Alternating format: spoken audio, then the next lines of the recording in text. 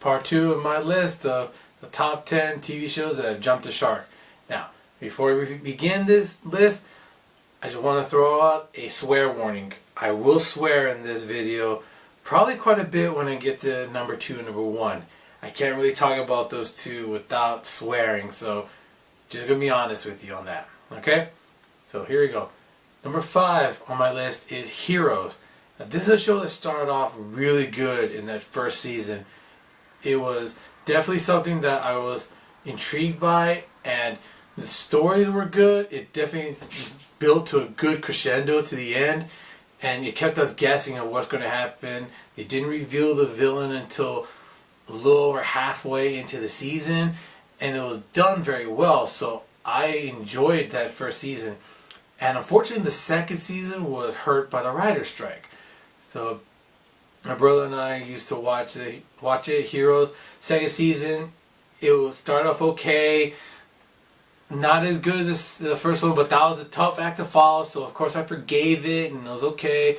But then it was, the writers came back, and okay, let's just basically start anew. We're going to scrap all this stuff. Even Peter's girlfriend that he meets at, I believe, Scotland. If it's Ireland, I don't know. It's been years since I've seen Heroes. But his girlfriend he meets there, and then they get trapped, and they get sent to the future somehow through his power, and then she just gets left there. They never talk about her again.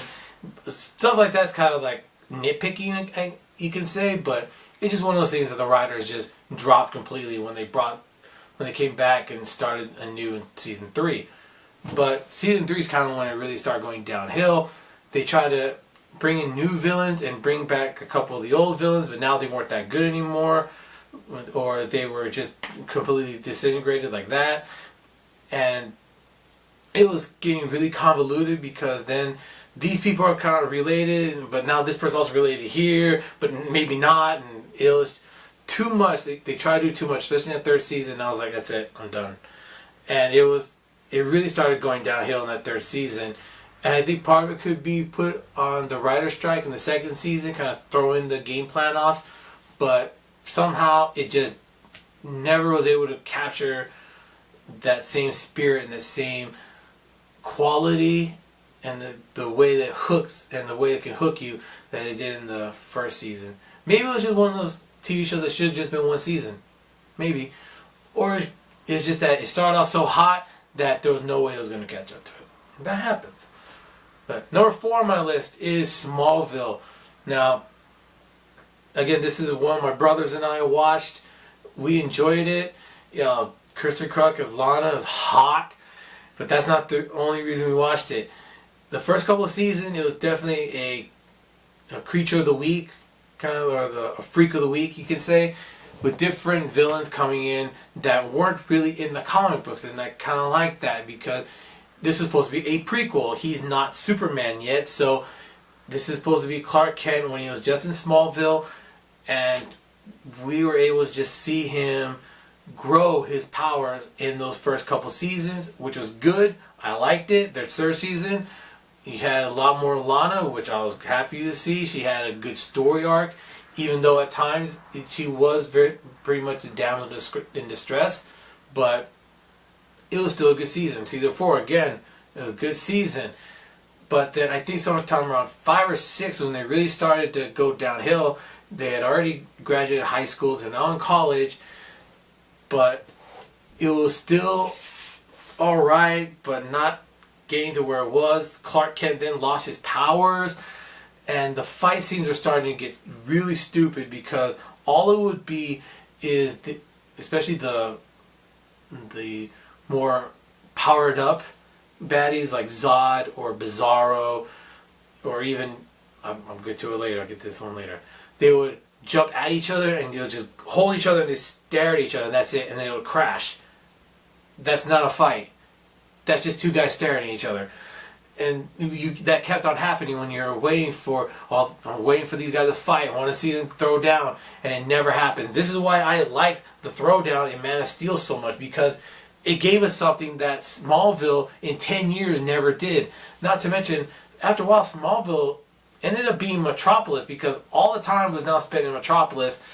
Kisser Crux Lana Lang was gone, and I was okay with that because you know it happens. You have disputes between actors and whoever's making the show, but then immediately like that they had Clark go with Lois Lane. It's like, why? Why'd you have to do that?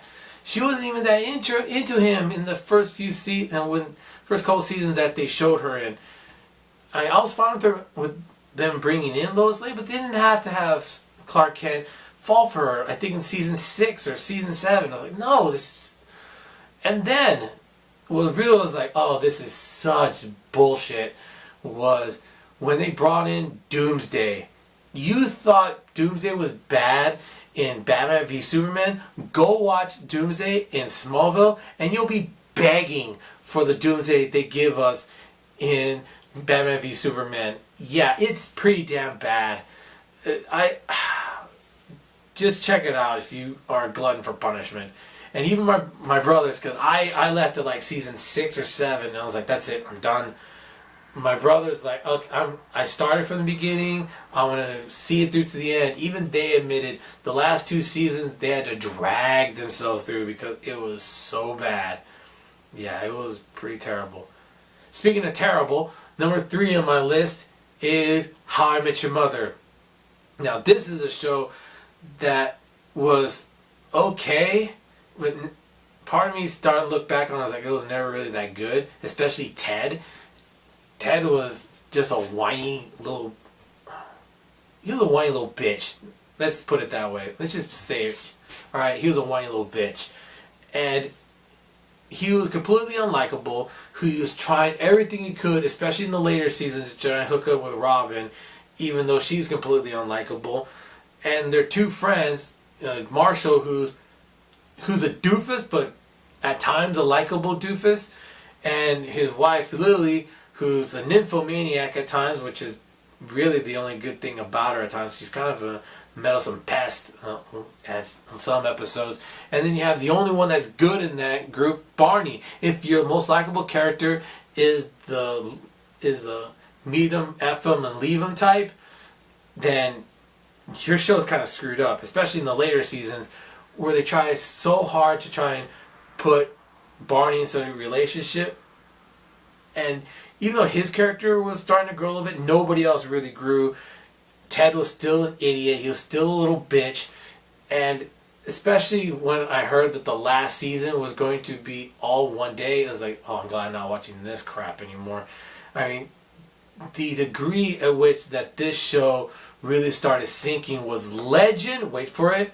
Yeah, it was pretty bad that even my brothers, again, are like, oh, I gotta go through this. They feel like it was laborious to get through this series. But when you have a premise of How I Met Your Mother, it should have been just that. It should have only been 3 or 4 seasons. And they kept teasing, oh, your mother was here. Oh, your mother was there. And I missed her. Your mother was there. And they just kept teasing and teasing and teasing us. And then after a while, I was like, enough of this. This is no longer How I Met Your Mother. This is, hey, I was a man whore when I was in my 20s and 30s. Let me tell you, or you could call it, let me tell you about how much pussy I got. Let me tell you how many times I got laid before I met your mother. No kids want to hear that. And it just got to the point where I was like, I'm done. It's just bring it back from the previous, legendary bad. That's how bad it was. Legendary. Yes. But not as bad as some other shows I watched. But Jumping the Shark, definitely. Number 2 on my list is Dragon Ball. Now, some of you might be wondering, wait a minute, when did Dragon Ball ever jump the shark? No, it never jumped the shark. Some of you might be thinking, oh yeah, he's thinking about Dragon Ball GT. That's what he's going to add to it because Dragon Ball GT really sucked.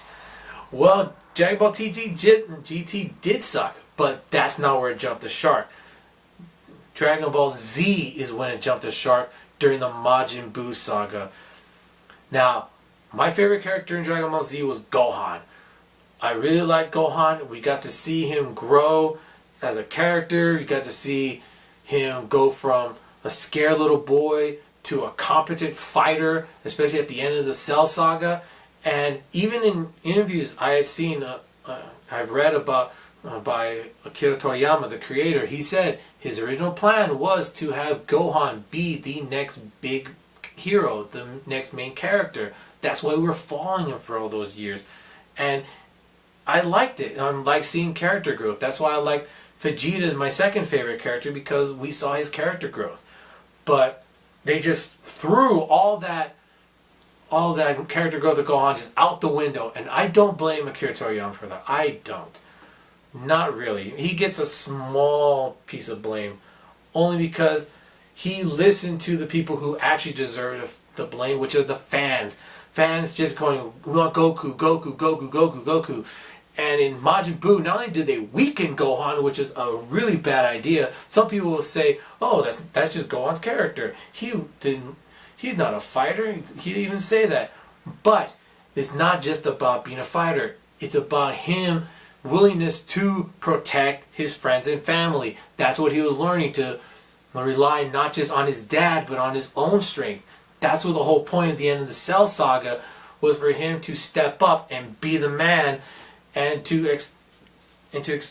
I want to say this? To rely on his own strength and be the one to save the world. That's the character growth we had seen, and not to go out looking for combat, but to also not shy away from it when it's in front of you, and not to be afraid of it. So we completely lost that in Majin Buu, and don't even get me started on Super, how badly they fucked up Gohan.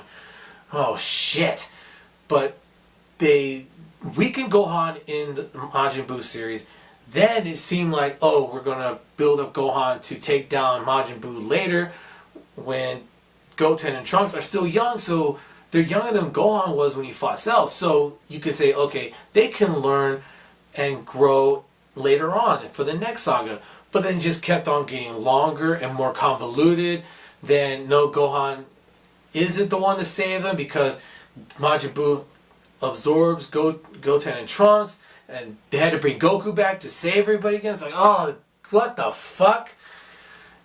It had so much potential for Gohan to be the hero, and it just got flushed down the toilet because, unfortunately, Akira Toriyama listened to the fans when he should, in my opinion, he should have stuck to his guns and made Gohan the big hero. I mean, especially since Majin Buu Saga had a perfect ending earlier in the saga when Vegeta sacrifices himself. I mean, that's a perfect way to end the series, but instead, it just continued the long list of sacrificing yourself to kill an enemy, doing dick from, I don't even need to go through all of them, so I won't. Go read through Dragon Ball Z again, you'll know exactly what I'm talking about. So, I mean, it got so bad at times that I kind of wanted to neuralize myself to say, okay, it only ended at the Cell Saga. But I couldn't bring myself to do it, because even though the Majin Buu Saga isn't as good as the Cell Saga, it's still okay, but I didn't like the way it ended. Unfortunately, I can't say the same about the number one on my list, which is Supernatural. Fucking hell, man. Fucking hell. Okay. Supernatural had a great 5 seasons.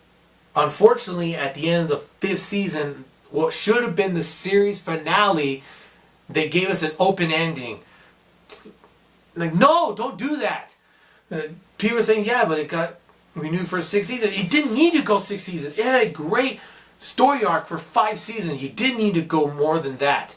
But they did. And my brother and I went into season 6. Like, okay, we'll give it a chance.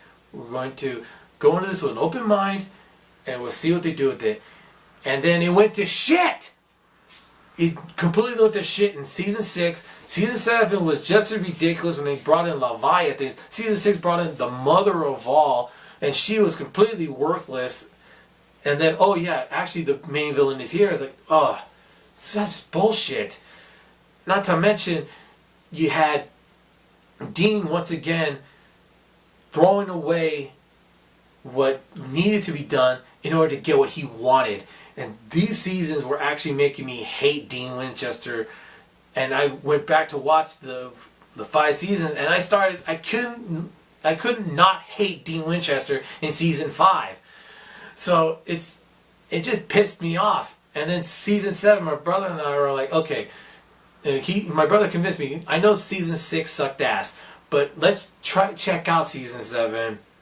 And I told him, look, if season 7 also starts sucking ass, I'm out, and I'm going to just neuralize myself. And sure shit, it sucked ass, and I neuralized myself. I had to de-neuralize myself in order to do this review. And I went back and checked out the other episodes from Supernatural. They are pretty shitty too. Season 8, again, what happens?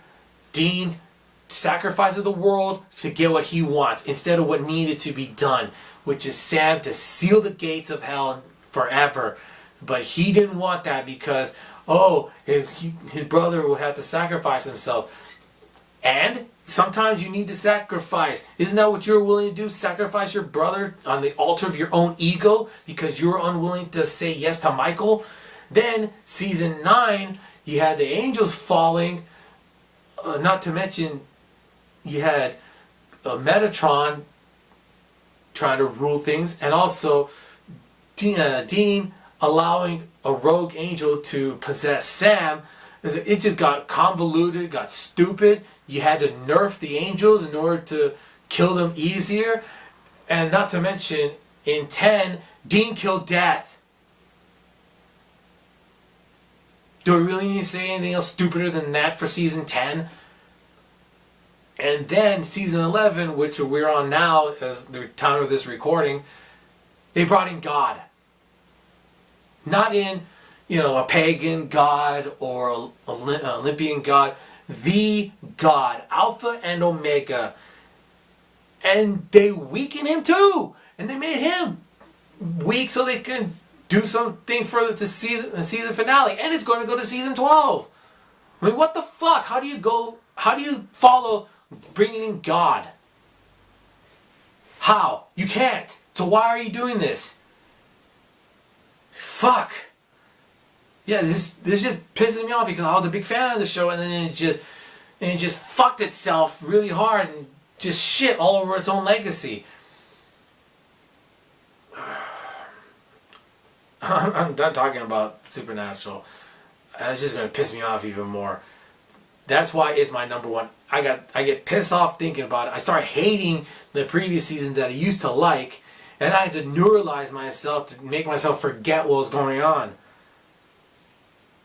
So once I'm done with this, I'm going to re-neuralize myself, and hopefully it'll make me feel better to go back to only having 5 seasons of Supernatural. So my question to you is, what's a show from the past that you used to watch that you think jumped the shark? It's a show that's no longer on, that you think jumped the shark. And also, what's a show that you wish had ended at a certain point that's still going, or went on a lot longer than it should have? And where would you have ended the series if you were in charge? So, I know it's kind of a convoluted question. Sorry about that, but hopefully you can give me some examples. So my next video will probably be video game related. But until then, take care.